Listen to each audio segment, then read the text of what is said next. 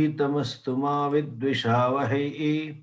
ओम शांति शांति शांति।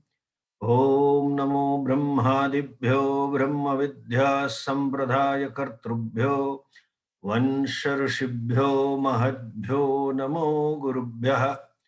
सर्वोपप्लवरहितः प्रज्ञानघनः प्रत्यगर्थो ब्रह्मैवाहमस्मि ब्रह्मैवाहमस्मि। ओम शांति शांति शांति। श्रुतिस्मृतिपुराणानामालयं करुणालयं नमामि भगवत्पादं शङ्करं लोकशङ्करं। शङ्करं शङ्कराचार्यं केशवं बादरायणं सूत्रभाष्यकृतौ वन्दे भगवन्तौ पुनः पुनः। ईश्वरो गुरुरात्मेति मूर्तिभेदविभागिने व्योमवद्व्याप्तदेहाय दक्षिणामूर्तये नमः। अज्ञानतिमिरान्धस्य ज्ञानाञ्जनशलाकया चक्षुरुन्मीलितं येन तस्मै श्रीगुरवे नमः। ॐ पूर्णमदः पूर्णमिदं पूर्णात् पूर्णमुदच्यते पूर्णस्य पूर्णमादाय पूर्णमेवावशिष्यते। ओम शांति शांति शांति। हरि ओम श्री गुरुभ्यो नमः। हरि।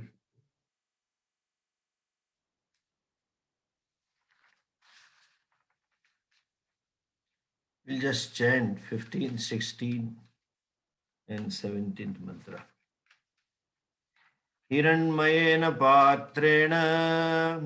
हिरण्मयेन पात्रेण सत्यस्यापि हितं मुखं तत्त्वं पूषन्न पावृणो सत्यधर्माय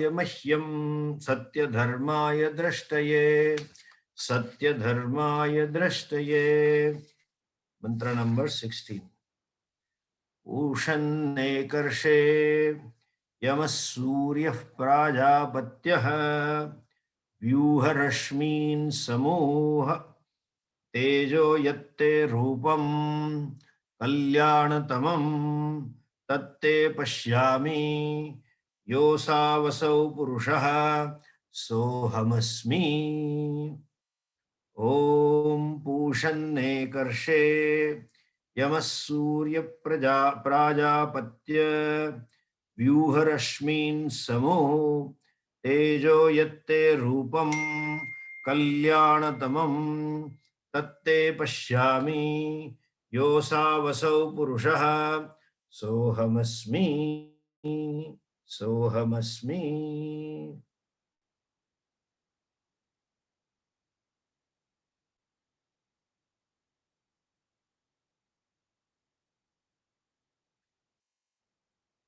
Yesterday we talked about this previous mantra. Now, in this mantra, in the previous mantra, primarily the seeker, the one who is on the deathbed, one who is the end of his life journey, is praying to Ishvara, these Upasya Devatas, seeking removal of the obstacle. And we have seen there are two obstacles, one primary obstacle and one is secondary obstacle. Primary obstacle is self-ignorance. Ghanachanna markam ghanachanna drashti. Nashprabham manyate chati mudha. Yesterday we saw. So there is a cloud which covers the sun. No, there is a cloud which covers my vision of the sun. So also there is a cloud of ignorance which covers my buddhi, which is to see the self, that ignorance. And that ignorance not only covers, that's a primary obstacle, but that buddhi creates a viparita gnana that we have seen earlier. Not that I do not know, but I know myself to be other than what I am. That's a job of buddhi. That's a job of ignorance. And because of that, confounded confusion, because of misapprehension, because of this viparita bhavana, because of this granthi, Yushmat Ashmat Pratyaya granthi, the non-self and self getting lumped together as one, because of that confusion, then secondary obstacles have arisen. And this is from beginningless time, secondary obstacles in terms of raga and dvesha. Secondary obstacles in terms of extrovertedness of the mind. It is exactly like medical. The person may have a tumor, but before they operate him, they check his blood pressure and sugar and few other things. If the blood pressure is too high, they have to postpone the operation. That's a secondary operation, secondary obstacle. The fellow is so chicken-hearted that tomorrow is operation, and that fellow develops high pressure. And because, or maybe out of tension, he develops high sugar. In that case, they cannot operate. Similarly, here, secondary obstacles in terms of likes and dislikes. Secondary obstacles in terms of extrovertedness or restlessness of the intellect, which keeps the mind running around, and the fellow is extrovert and always ashantaha, disturbed, because all the likes and dislikes cannot be fulfilled and doesn't have certain attitudes. We have to learn to accept the thing as they are. You see, sometimes things are unchangeable. Sometimes people's behavior is unchangeable. Situation is unchangeable. And we keep complaining. Not only keep complaining, we keep building up the blessed thing. He is always doing this, always doing like that. But you are also always complaining. Accept that that person is like that. This is how it is. Try to change him. And if you want to change, you have to change after acceptance of a person. You know, and that person himself doesn't want to change. This is what I am. Why don't you adjust to me? That creates more problem. The point is this self-acceptance of ourselves and acceptance of others and acceptance of certain situations is necessary. That attitude, at least to begin to neutralize the likes and dislikes, to begin to release myself from the strangulation of likes and dislikes. They are there as though leading my life, you know. And those likes and dislikes, when I live a life led by them, naturally there cannot be peace, there cannot be contentment, there cannot be a composed person. That is why that secondary obstacle also needs to be addressed. Though this seeker here is a great upasaka about whom we are talking about, he is not an ordinary person. He has been doing Hiranyagarbha Upasana and lived a life of dharma. He himself said, Satya Dharmaya Drashtai. I have lived a life of dharma, lived a life of values, ethics, and upasanas. That has, by and large, purified or relieved the antakaranam from the holds of likes and dislikes. But very subtle, they remain. They say, Rasavarjam rasopyasya param drashtva nivartate. Second chapter Bhagavad Gita, Bhagavan says that there will be very subtle like and dislike. Some seeds, it is like isophoted when you put in a bottle and remove, there will be smell of it, you know, it will continue. So also very subtle likes and dislikes will remain, and they will be, you will become free from it, from the whole. when you gain the knowledge. Rasopyasya param drashtva nivartate. So the seeker here is not an enlightened one, not the one who knows the truth. And therefore, there are some subtle, very sukshma, in the form of subtle samskaras and vasanas, likes and dislikes in the mind, and they have to be, the one has to become free from it. And those very subtle likes and dislikes sometimes takes the wisdom for a ride. Swamiji would say, emotional reality. You know, cognitively the person has changed, but his or her emotional reality is so powerful, it takes him for a ride momentarily. So this mantra also is a mantra or a prayer for the request or seeking the grace to remove the obstacle, primarily the ignorance, but can be interpreted as prayer for removal of secondary obstacle. The secondary obstacle can be viparita bhavana also, what we call it as a habitual error. Not only the likes and dislikes for the worldly objects and situations and people, but then habitual error of taking myself to be physio-psycho-complex. Then you require nididhyasana.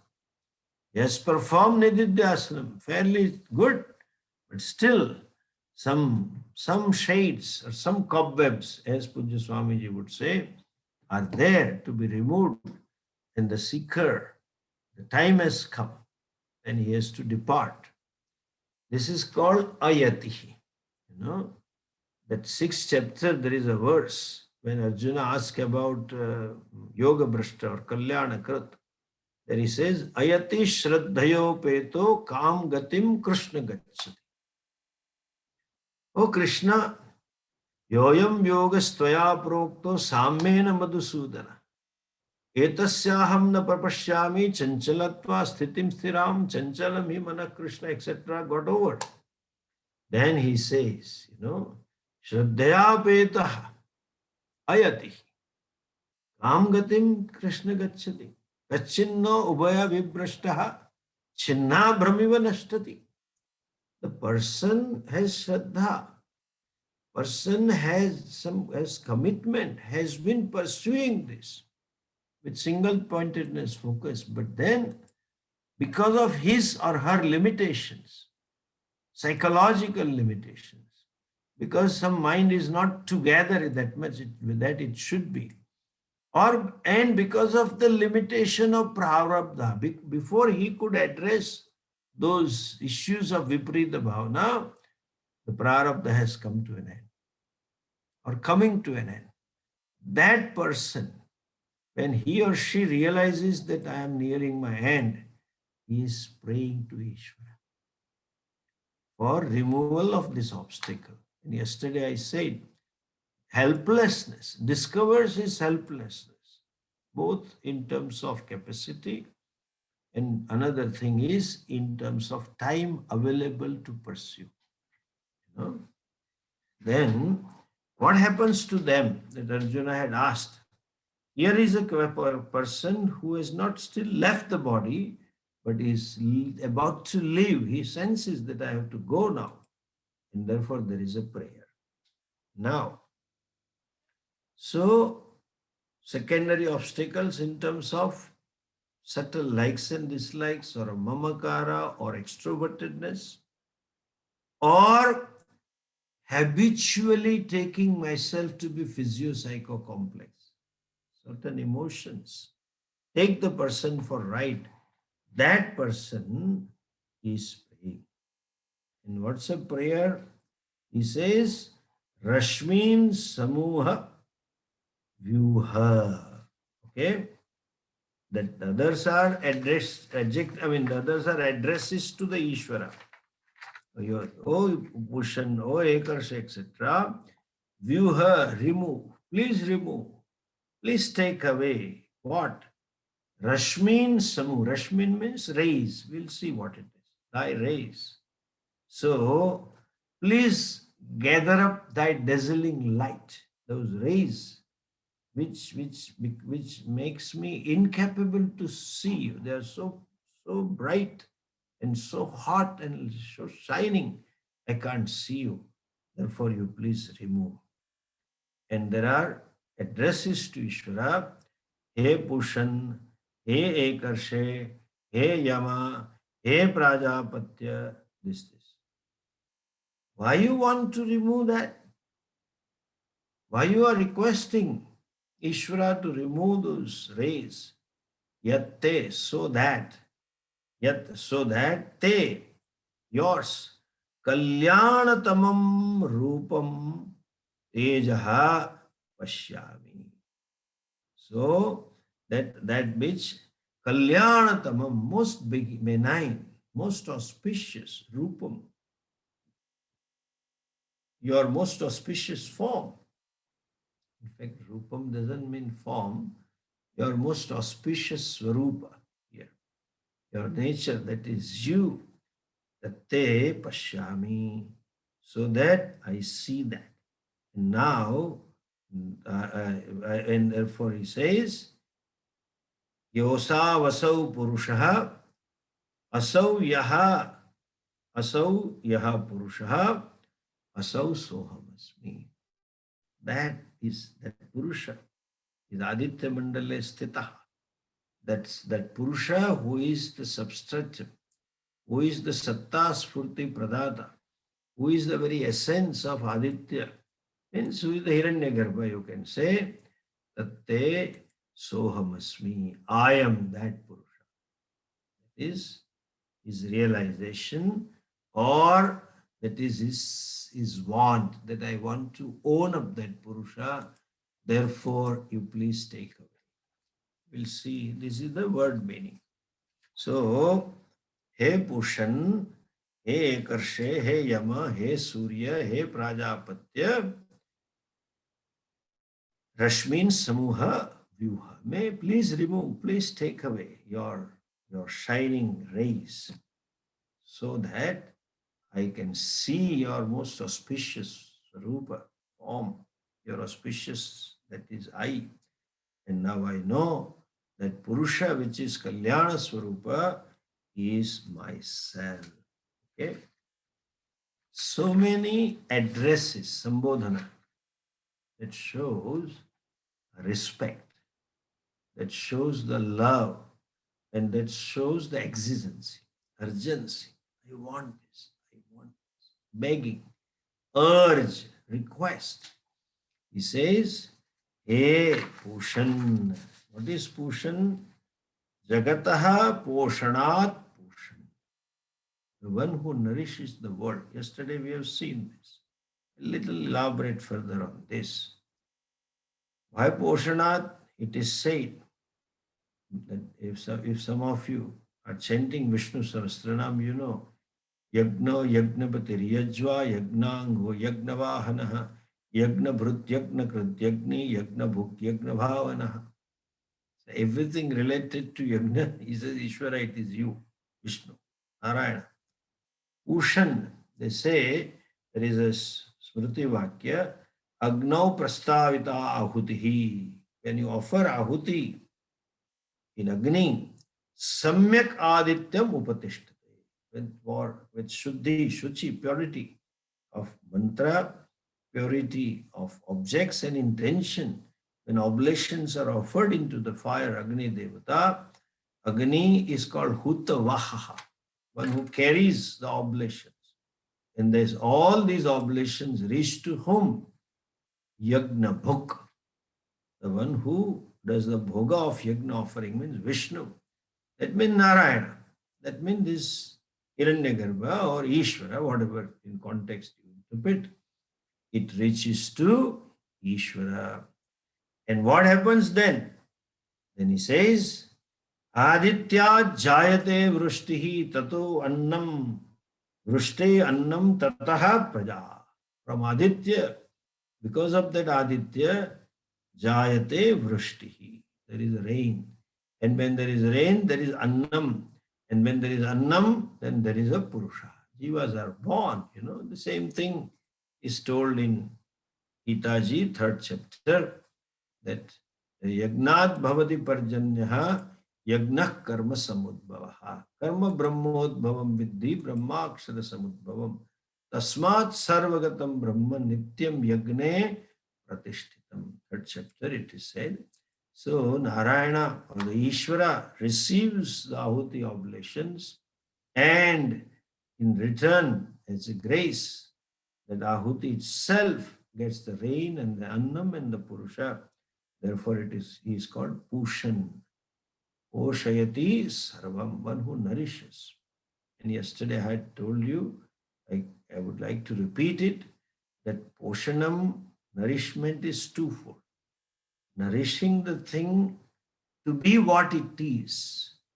Like Surya is supposed to give light, Prithvi is supposed to hold jivas, etc. Fire is supposed to heat up. Fire is heat and light.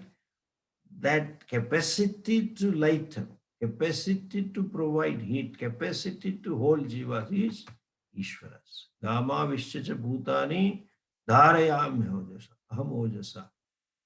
And as a Satta Spurti Pradata, as the very substratum of the whole thing, because of which the thing is and because of which the thing has consciousness, that is also Ishvara.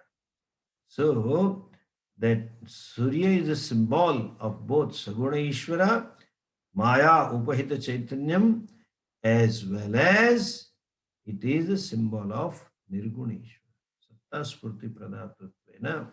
In both ways it does Poshanam, it nourishes, therefore it is said, He Pushan, He Ekarshe, Ekarshe. Ekascha Rashishcha. That is one which is non-dual.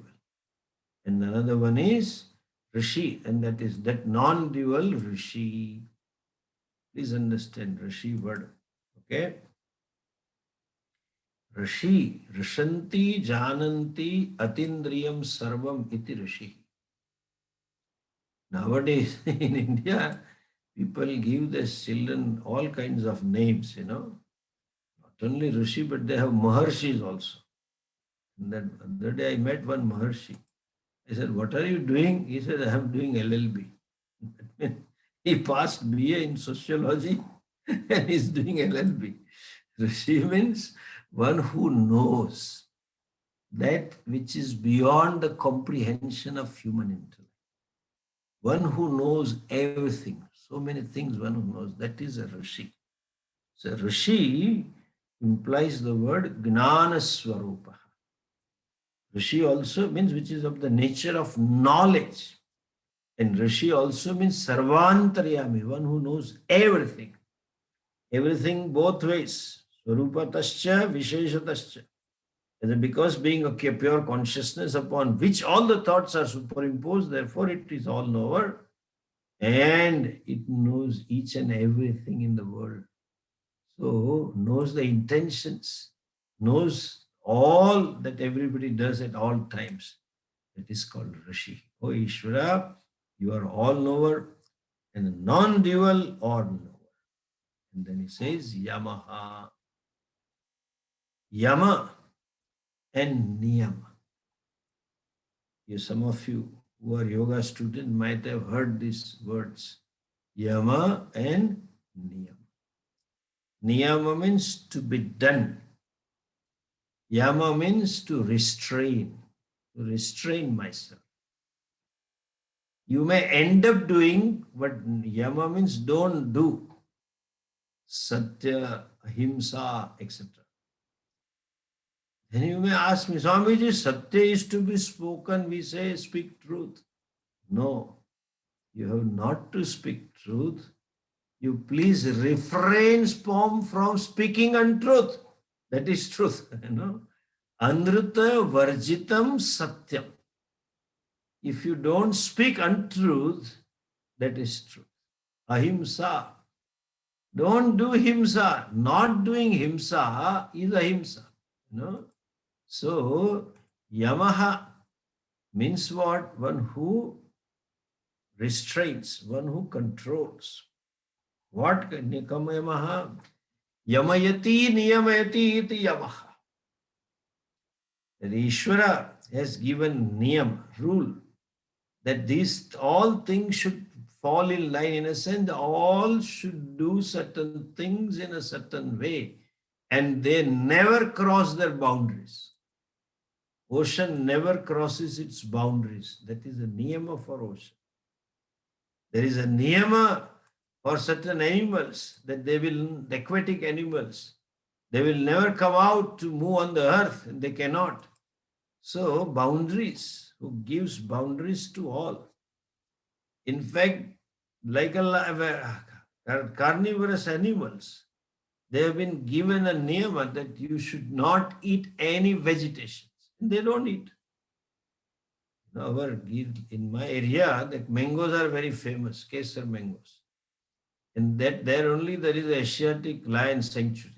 There is a lion available, a rare breed now. Only India and Africa, two places. That lion never thinks of eating those mangoes. Let me try. They are exporting these mangoes all over the world, and people are talking very high about mango. Let me give a try. No, there is a restraint. No. So everything is restrained. Therefore, there is a order in the creation. There is a niyama in the creation. And that is because of Ishvara. Yamayati, niyamayati, sarvan. And what is a niyama for human being? It's a niyama, kala, ratavaha. They are also as per the order. At a certain time, in a certain condition, certain climate changes will take place. That is niyama. The human niyama, or the rules for human being, is given in the Vedas in the form of dharma. Okay? Ishvara is dharma. Kartavyas, do's and don'ts given by Shastra is Ishvara. Therefore, we have again the verse in Vishnu Sahasranam, Dharmagup, Gopta, etc.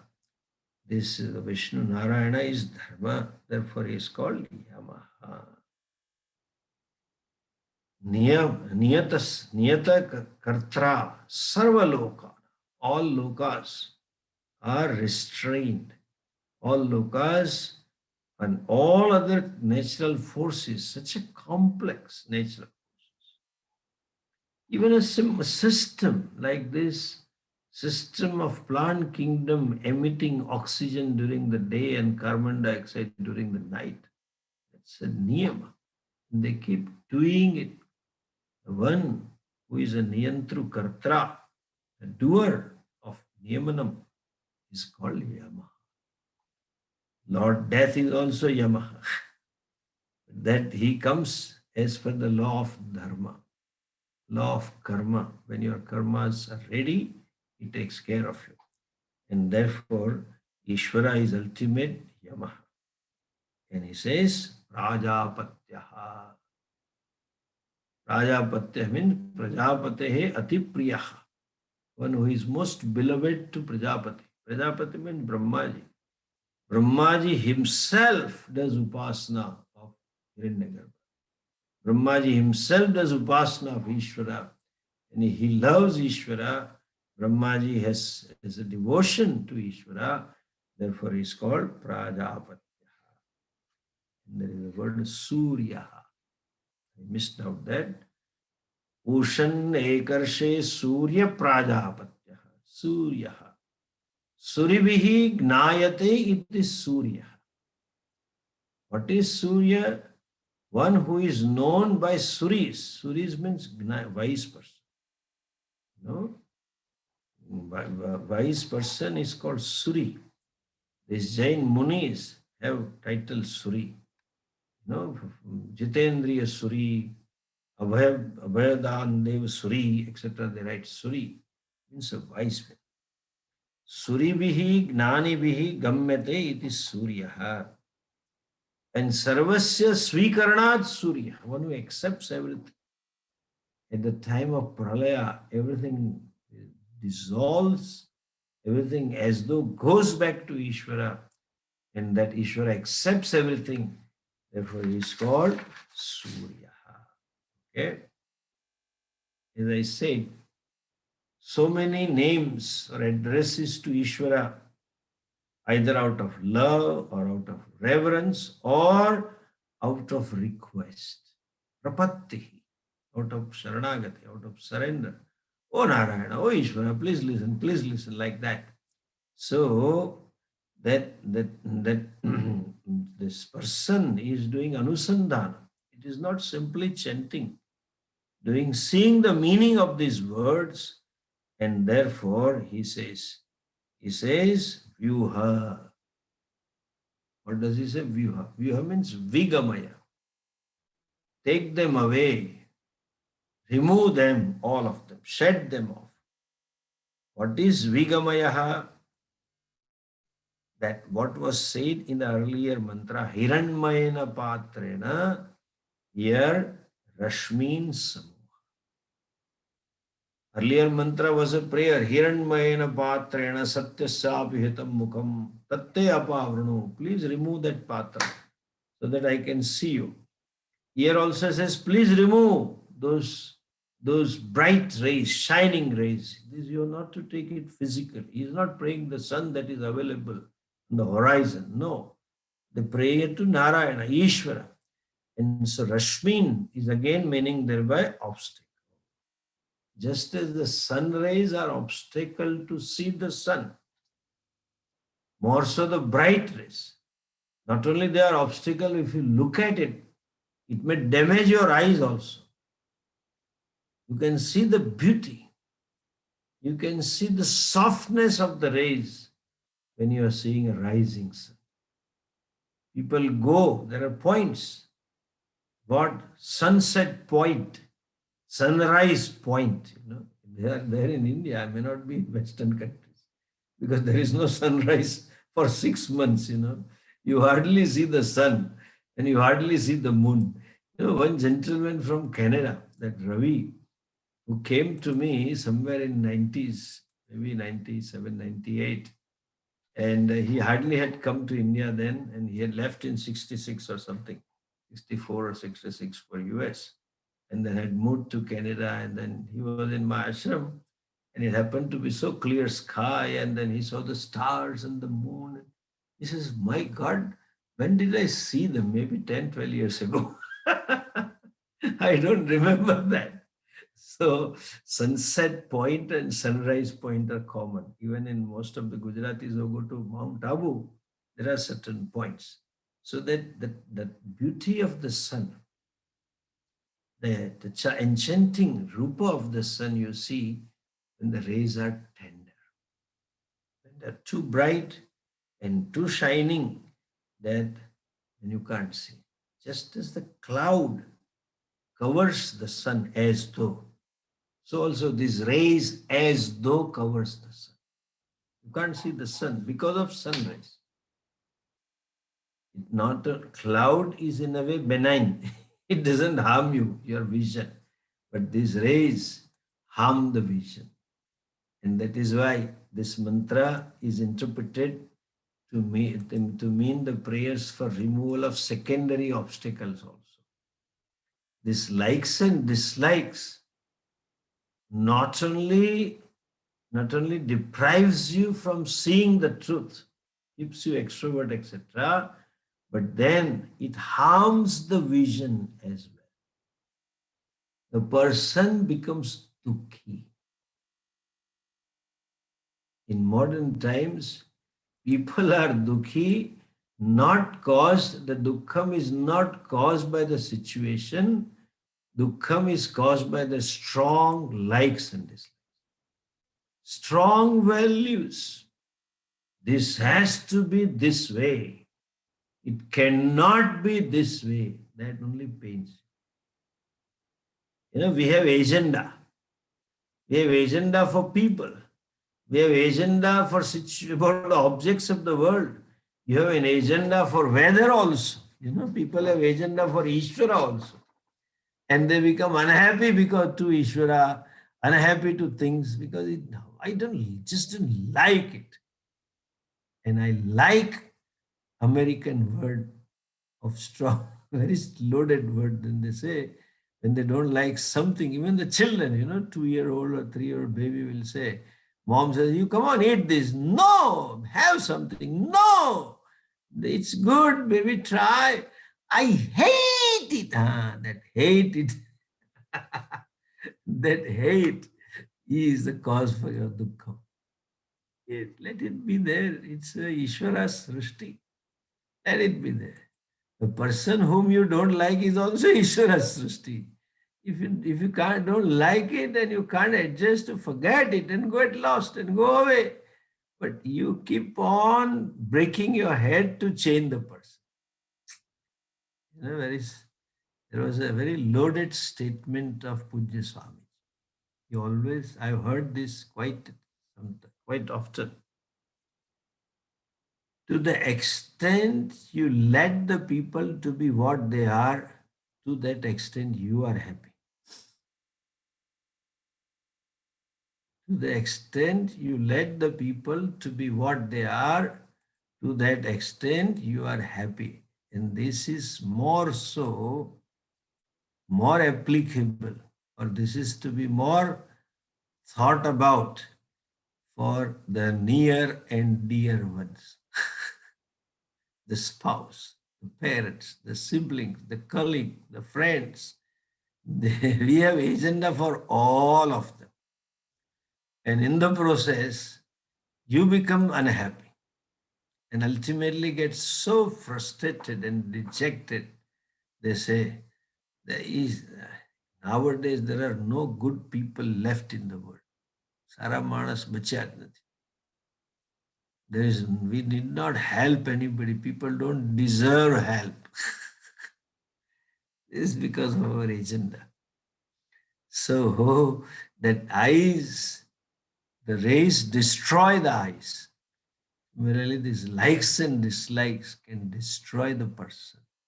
Buddhi gets destroyed, but through which he has to see.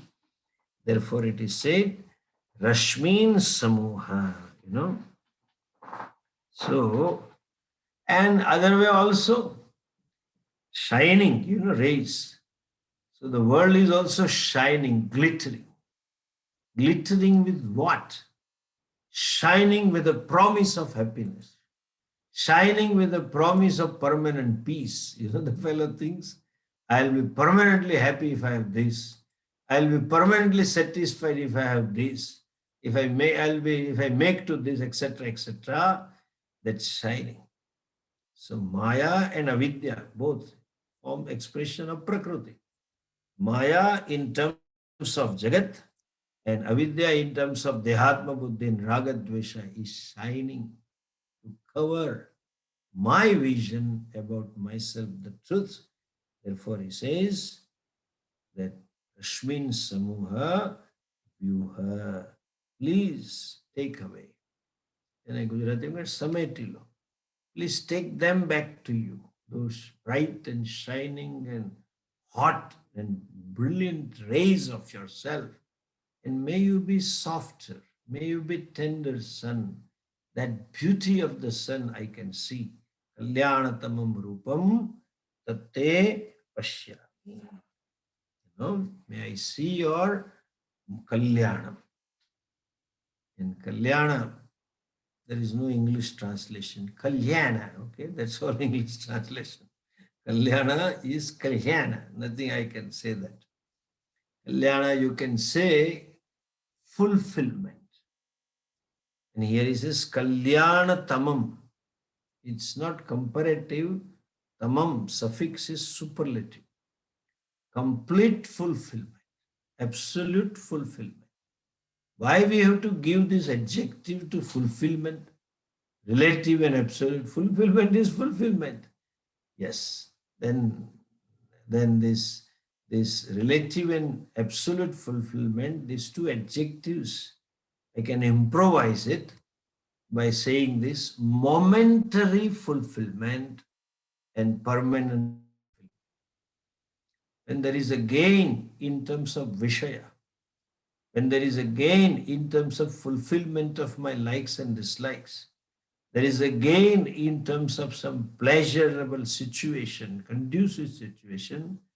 Momentarily, for some time, there is a sense of fulfillment. There is a sense of contentment. There is a sense of satisfaction. It is what we call in samsara kalyana, that you feel fulfilled. Kalyana. But then kalyana tamam, that sense that aham purna, this fulfillment is relative in a sense that is related to external situation, that is related to even internal psychological situation. Sometimes the state of the mind decides whether you feel happy or not happy. Some meditation and something like that gives you contentment. But this fulfillment is my swarupa. Therefore, he says, Anandam, Anantam. Why he wants that, which form? I am seeing you in that glittering form. I see you in the shining form. But let me see you in a kalyanatamam, in the most auspicious form. And ultimate kalyanam is gaining moksha. Moksha prapti is kalyana. So that in moksha is you, as I said, and that is knowledge, that is also you. So gaining the self-knowledge is you. So kalyanatamam rupam pashyami, so that please remove those obstacles so that I may gain the self-knowledge and thereby I can gain the fulfillment, whatever, which is my swarupa, which is non-separate from me. And then there is a either way, both ways you can interpret the next line.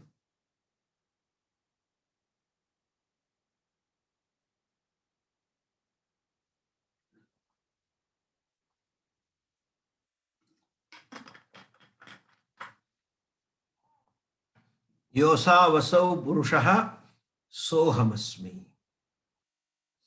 That purushaha. What was the purpose of this prayer? Why for he wants to see this form? He says, now I see yo asau purushaha aditya mandalastha purusha.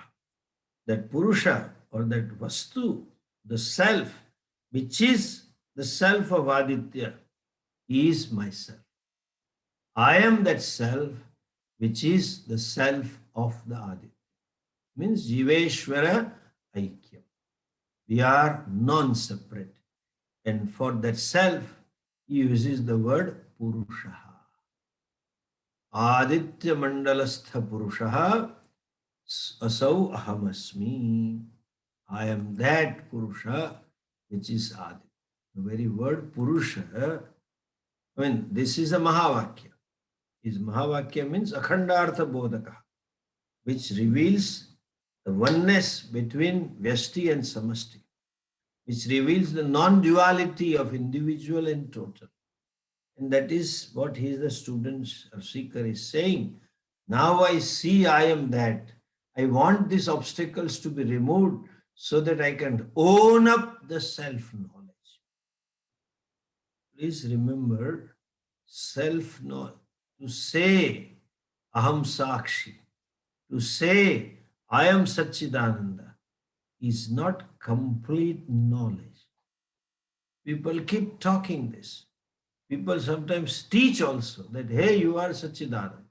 Hey, you are Sakshi to this physio-psycho complex. That's fine.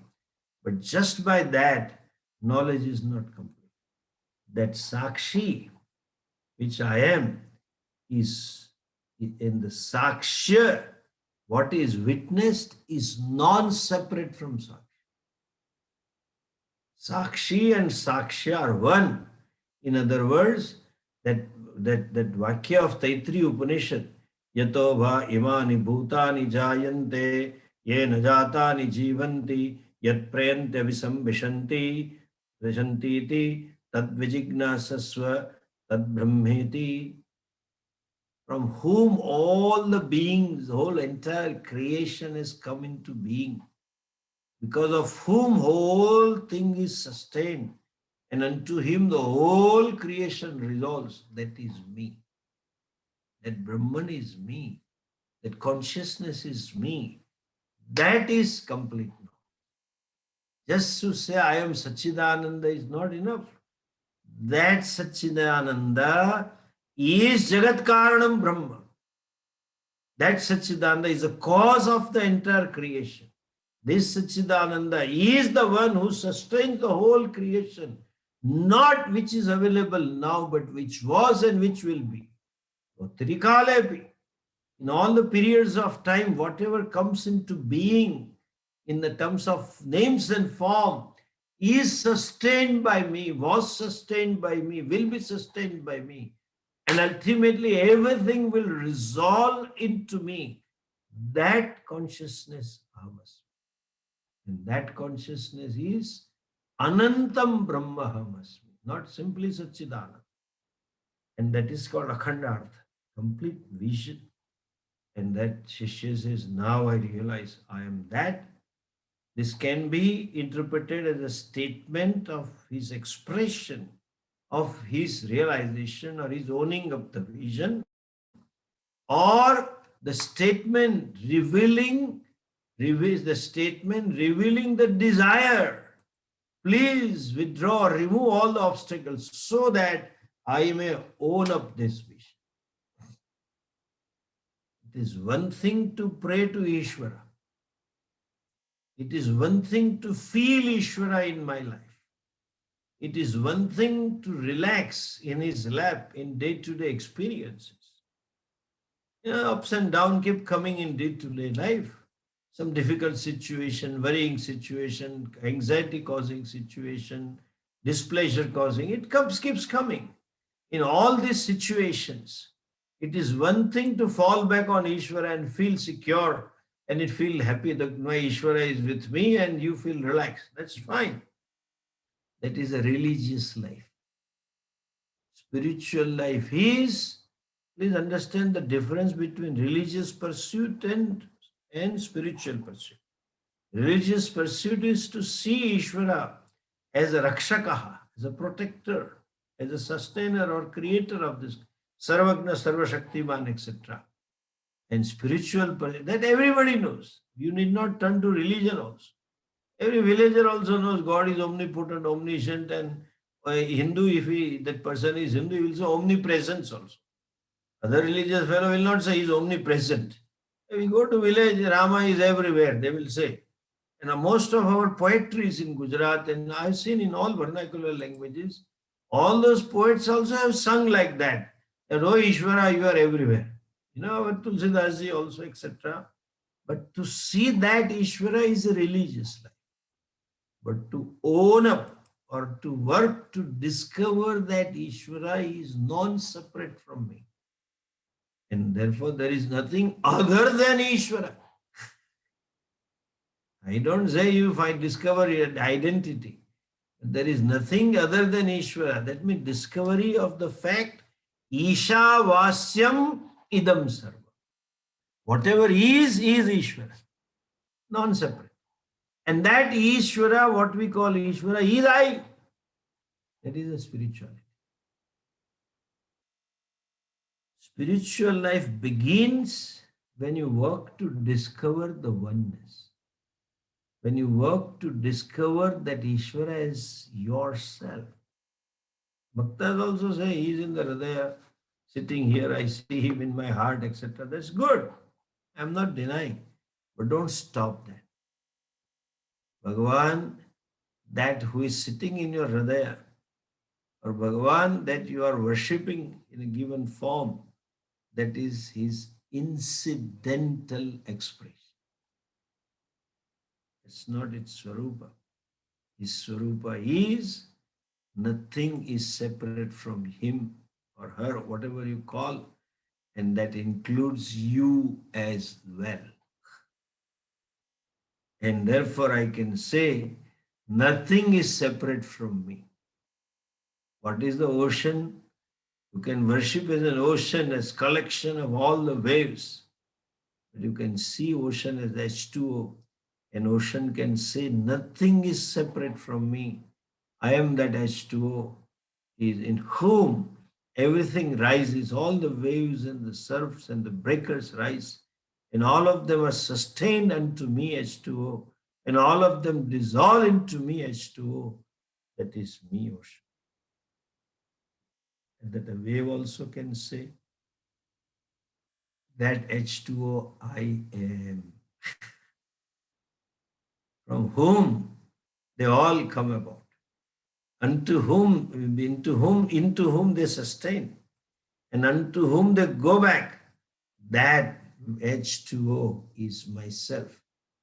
And pursuit to discover this truth, that is the real nature of Ishvara, is spiritual life. In other words, spiritual life begins when you sincerely attend classes.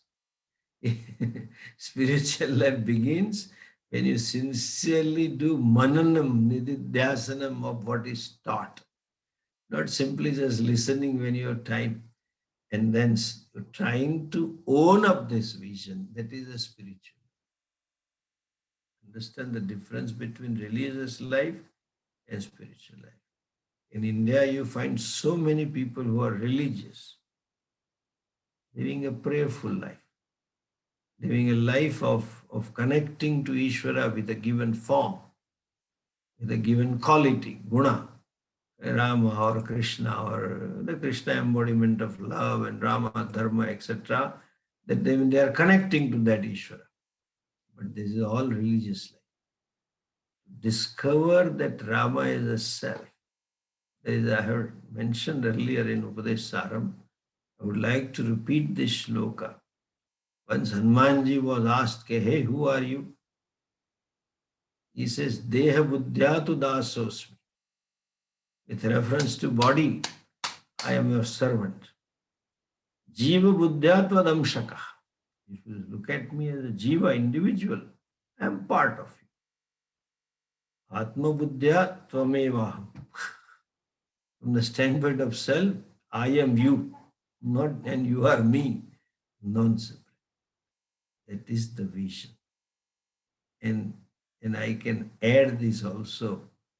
That is what your Bhagavan wants you to know.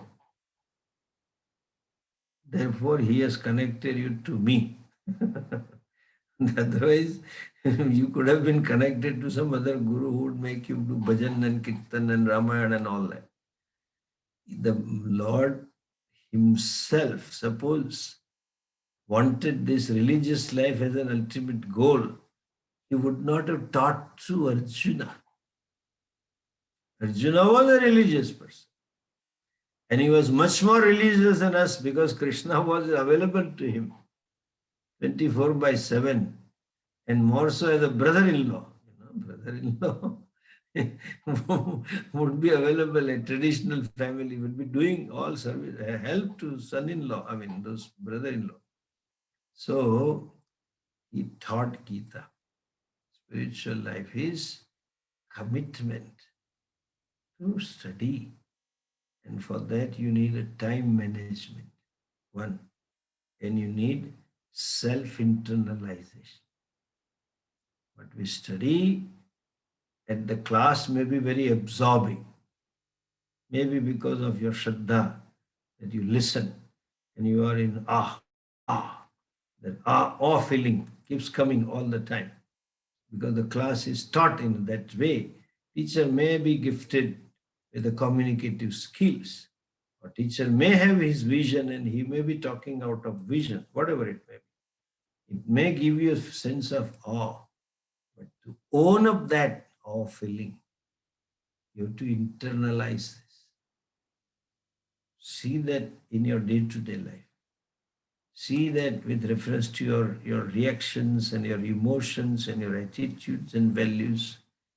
And that seeing is growing. That connecting to the self, both self, connecting to Atma and connecting to that upadhi, jivatma, the ragadvesha yukta ahankara, is internalizing. And that gives you spiritual growth. Okay. I don't know Deepak has put it on the group or not. I had a feeling, and he may put it on the group, that I want all of you to write. You have been attending classes for a fairly long time, almost 2 years plus. And this year, for almost 9 months, I have been taking 2 classes a week, except few breaks here and there. So it's almost 3 years, 3.5 years. You've been listening once a week, like class. So almost 150, 60 classes have gone by. So what do you see yourself? Where do you see in terms of this teaching? Is it only 1 hour off feeling and then you are in the world and I am in my world? Or have you internalized it and see how much growth has taken place? Please write this. What changes or what growth, that would be the right word, has taken place in you in terms of Yoga Shastra, in terms of your attitudes, in terms of your values, in terms of your priorities, in terms of your time management, etc., and in terms of your owning up the vision, both from Brahma Vidya point. What, what growth has taken place? And secondly, I want all of you to write which are the areas where you need to work upon. No, it's okay, just write. Don't create a complex, okay? I am useless. I am not meant for Vedanta. Some people told me after listening to me all these 1.5 years, in the 2 years, I am not meant for Vedanta. I said, what a papam that I have. You yourself say you are not for Vedanta. And I tell you, no, no, you are meant for Vedanta. So don't create a self guilt, self low image out of it. Just be objective. These are the areas I have to work on it. So that analysis, take a pen and a paper. Deepak may put some note in the group, and at the end of the month, and think, all of you also, I want you to think on Christmas Eve, let that be Eve for our new beginning, new life, new vision. So we will see that, and I leave up to you, all of you, whether you want to share with the group in anonymity or you are candid to share personally. Either way, I'm okay. If it is anonymity, I'll give you my personal email and you can send the mail. I'll not disclose the name. And I said this person had these issues and he or she addressed this way and they are benefited. And he or she feel these are the areas where I have to grow. That kind of discussion and question answers we will have the month end and thinking, and few other notes Deepak and Nipa may put. But then please do that. Okay? Sit back and take a paper and pen and write. See yourself 2 years ago. Who were you? What were your values? What were your attitudes? What were your goals? How you were spending time? And now see yourself now. What changes in terms of your values and attitudes, etc., has taken place? In which way you think you have grown? Put it down. And the areas that needs to be worked upon. Okay. With this, we'll see you next week, and I hope to conclude this Upanishad in next weekend. There are 2 mantras. Maybe if I hope to take classes both the days, I think so, I'll be able to take it. I am now involved in fundraising for Ram Mandir. Okay. Idam purnat purnamudachyate पूर्णस्य पूर्णमादाय पूर्णमेवावशिष्यते ॐ शान्ति शान्ति शान्तिः हरिः ॐ श्री गुरुभ्यो नमः हरिः ॐ